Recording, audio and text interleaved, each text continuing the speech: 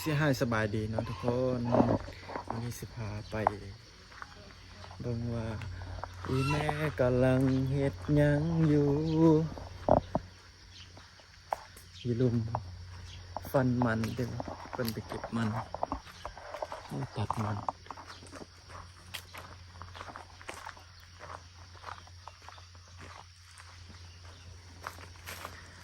กำลัง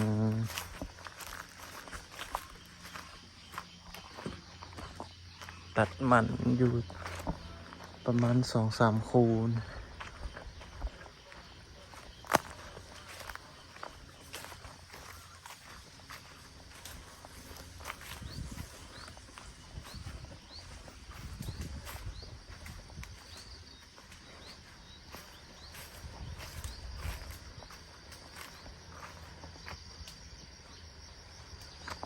มักเจียงกำลังสิได้กินแล้ว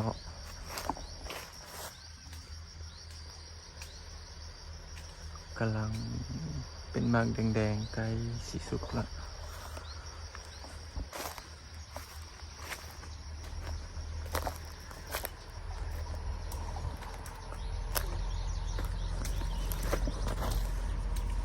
ตัดทิ่มวะ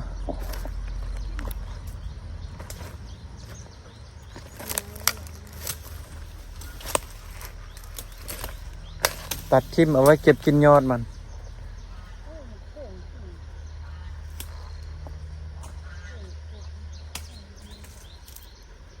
แห้งหยัดก่อนตัวสูงเหรอ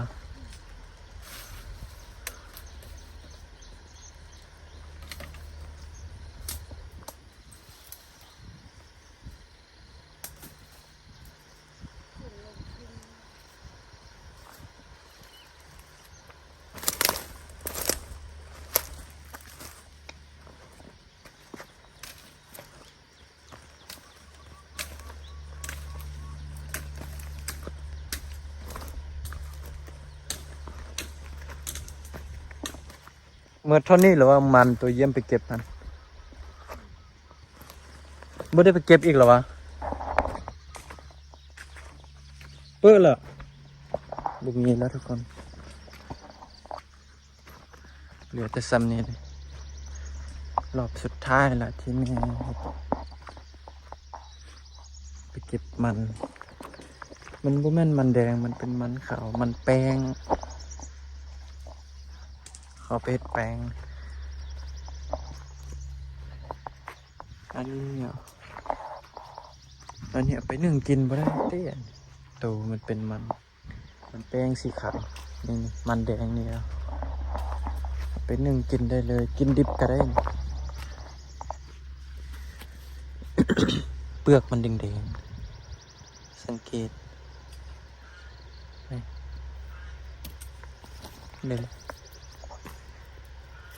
แดงยอดมันก็จะแดงๆนะทุกคนถ้ามันตัวมันยอดมันเป็นสีขาวมันเปลือกมันจะเป็นสีขาวคือกันมึงสังเกตนะเห็นอยู่อ่ะแดดก็โคตรจ้าเลย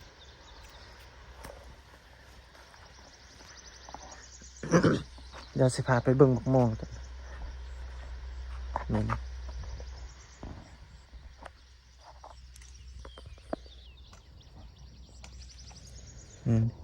ตัวนี้เดียว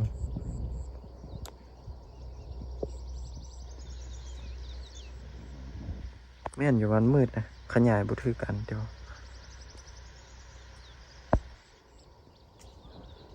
นี่ตัวนี้ได้กำลังมากเลยนี่โอ้เป็นตะกินแล้วได้เพราะคนก็มารักดีขนาดตอนนั้น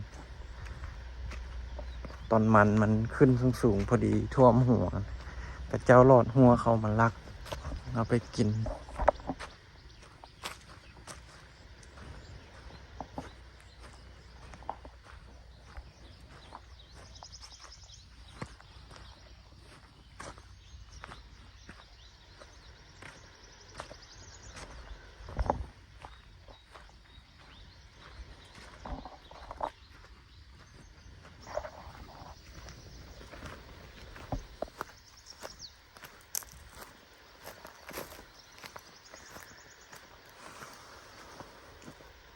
มะม่วงนี่เวลามันมากหวานได้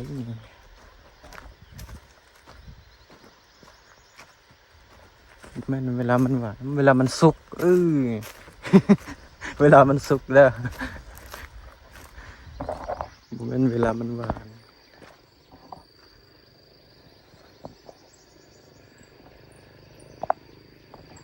โอ้มาก้อนเนี่ยง่ายจนกุ้งโอ้ละล้นหลายเติม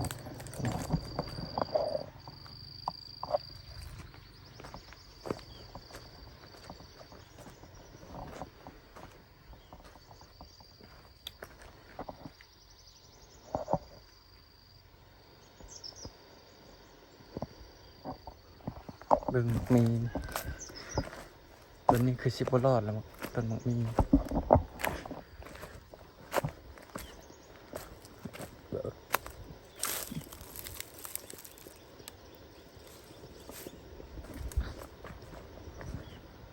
สิตายละ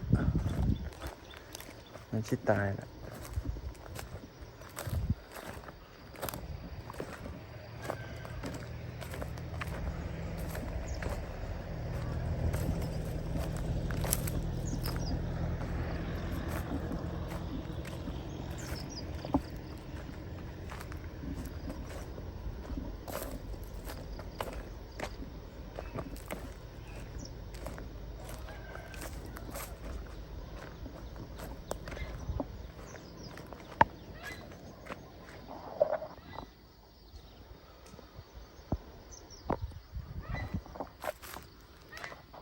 แม่กำลังตัดมันอยู่พูน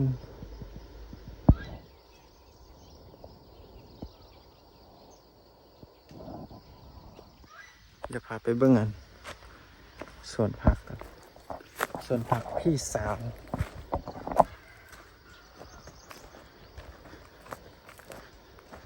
พี่สาวเป็นอาจารย์สอนไปโรงเรียนอยู่ตอนนี้ไปสอน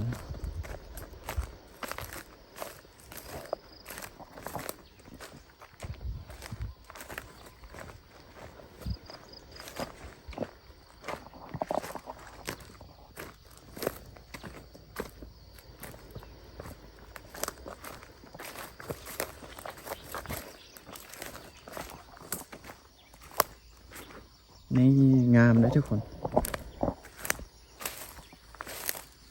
นี่ผักบัวผักอย่างเขาแหละไปจืบอะไรนะผักบัวผักซีผักหอมก็มีนี่อันนี้ผักซีเด้ออันนี้ดอกผักกาดสลัดผักสลัดนะดอกมันอันนี้หนานหอมลาบ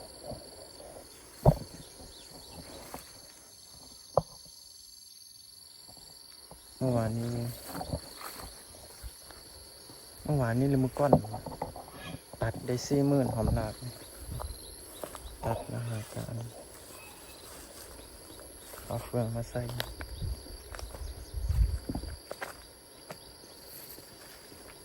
หอมบุรพา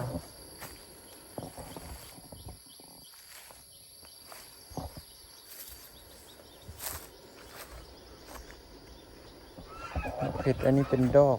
ใบเป็นดอกมัน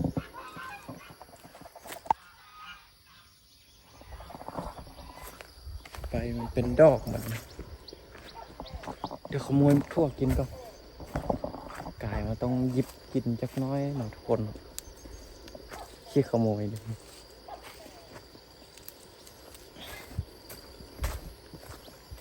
กินเยอะๆสูงไม่ได้ฉีดยาฉีดนะใช้ฝุ่นธรรมชาติ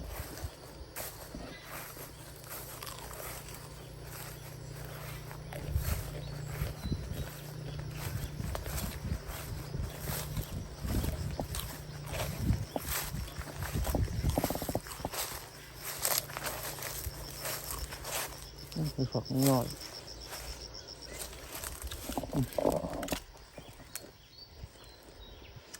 ผักงอดมันจะกินมากสักเทีย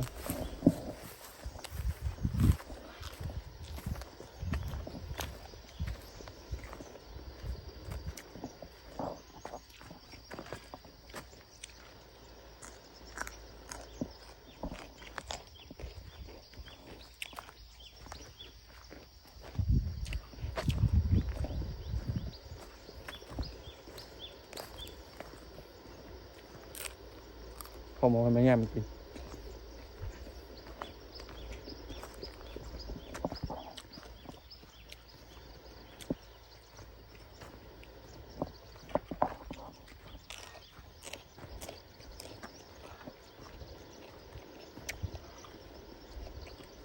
กินข้าวเหรอเอ็มเห็นแล้วกินพูดถึงต้นฉันว่าใช่ก็นี่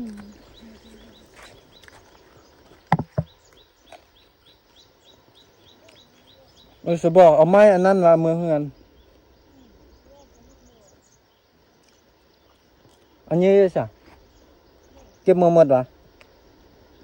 นี่นะ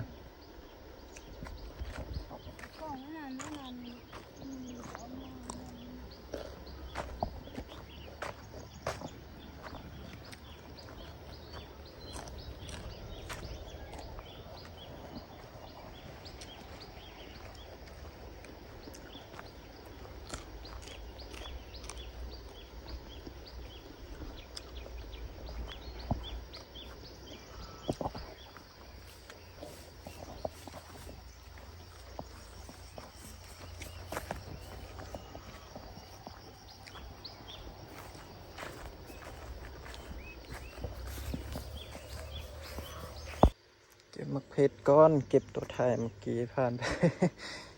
กำลังสิไปแต่งกินเห็ดคั่วไข่ว่ามันคั่วไข่ใส่น้ำมันเลยทุกคนใส่ยันน้ำนะ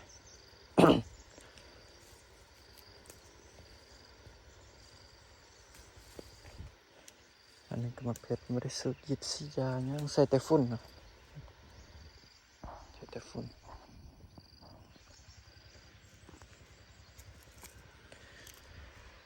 น่าจะพอละซ้ำนี่ลองซีมึงลองสิเผ็ดป่ะ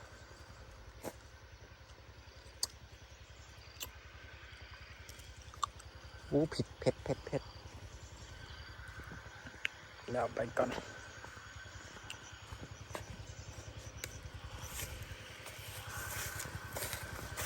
เผ็ดบริสิทธิ์ยานเผ็ดนี่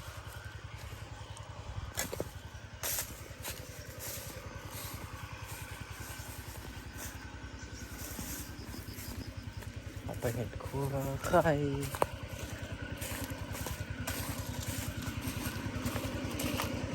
เคยแต่งแบบคั่วไข่แบบต้องใส่น้ำมันเลยใส่น้ำแบบเอาน้ำถอกเห็ดคือแกงแต่มันเป็นคั่ว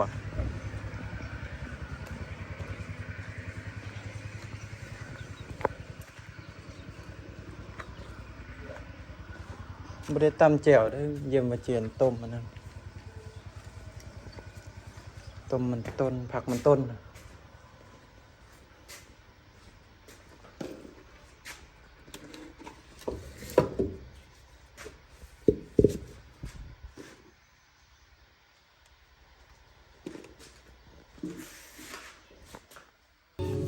สุกแล้วน่ากินอยู่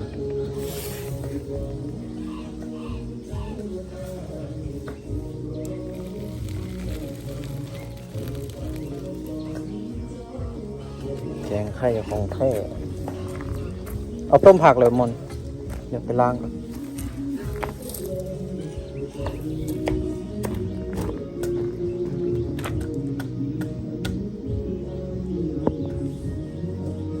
ของกินสุกแล้วอันนี้ยังเหลือนั่นเหลือมีมันผักมันต้นแกงไข่แล้วก็แจ่วมาเด้อกินข้าวนำกัน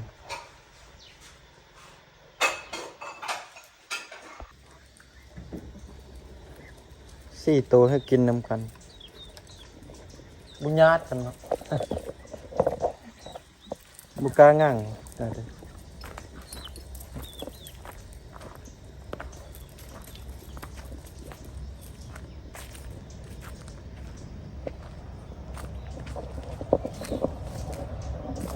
ทุกคนคลิปนี้ก็เอาไว้เพียงซ้ำเนก่อนคลิปหน้าสิพาไปเฮ็ดหยังมื้อหน้าสิพาไปเล่นแถว